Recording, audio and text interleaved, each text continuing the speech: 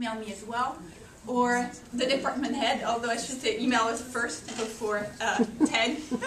And that's it.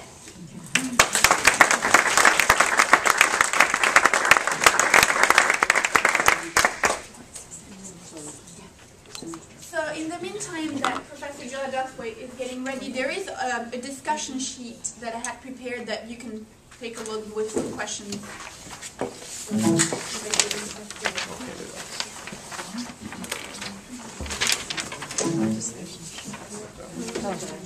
You can.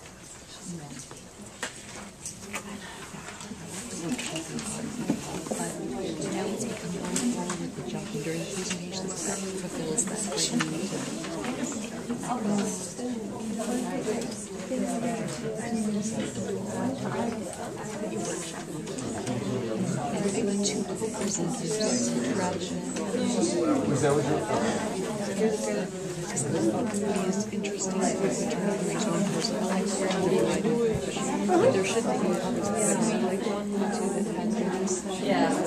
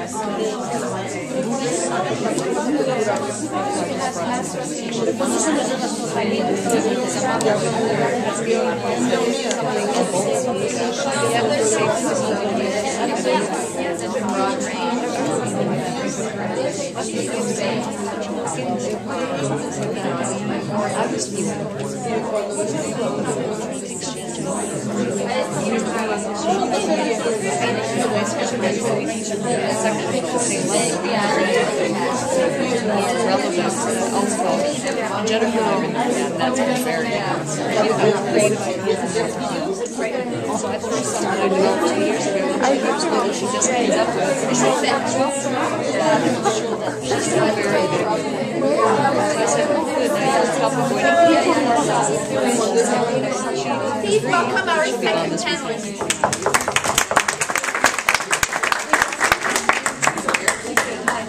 I'm happy to talk to you today from the point of view of the literature classroom.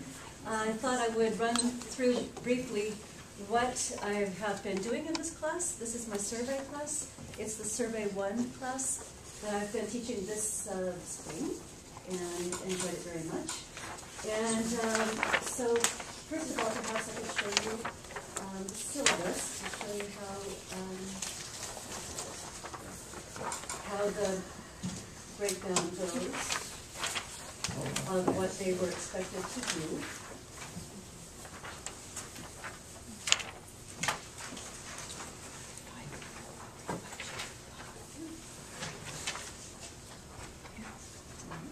A lot of graphics to it. Oh yeah, I have some pictures. Does it open up? Is it down in the right-hand corner? It is downloading. You can see that. Oh, okay. Never mind. Well, anyway. Maybe just have to load. Just have to load. Yeah, it's loading. So it was a Survey 1 class that I redesigned to make it modern and interesting. And that's kind of an interesting fact in itself. We, instead of just working our way through the Middle Ages up to the 17th century, we operated in a contrapuntal mode. So it was, we would do, the idea would be to do texts and then something from the modern day when possible. It wasn't always possible, but for example, we studied Montaigne, and we studied Coco Fusco, who is a performance artist in New York, who wrote a really great book called English is broken here with a chapter on her experience as a performance artist, putting herself in a cage along with her collaborator, Guillermo Gomez Peña, and they were the couple in the cage, and they displayed themselves all around Europe and South America as part of the chronology of intercultural performance. That starts with Montaigne. That starts with Montaigne's essay, De Cannibal, where he talks about the Brazilians, this is not worth it, he talks about the Brazilians coming to France, and this is just not working, so I don't want to go away. Go away. I'll do something else here. Anyway, he talks about the Brazilians coming to France, and okay, well, here it is finally. Here's the syllabus. Okay, there's the syllabus. Notice that they don't get to have laptops or phones in the I like that. Okay. Yeah. Weekly assignments I had were written or oral. They had an assignment every week, and it was every other week was written, and every other week was oral. And actually, I did the first 2 minutes. I realized that was not enough, so I upped it to 5.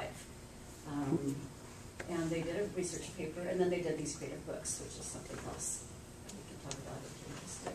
My learning goals were, number 1, improve your French, spoken and written. And I figured that that's what they wanted, and that's what we want for them in a 300 level class. And so that's number 1.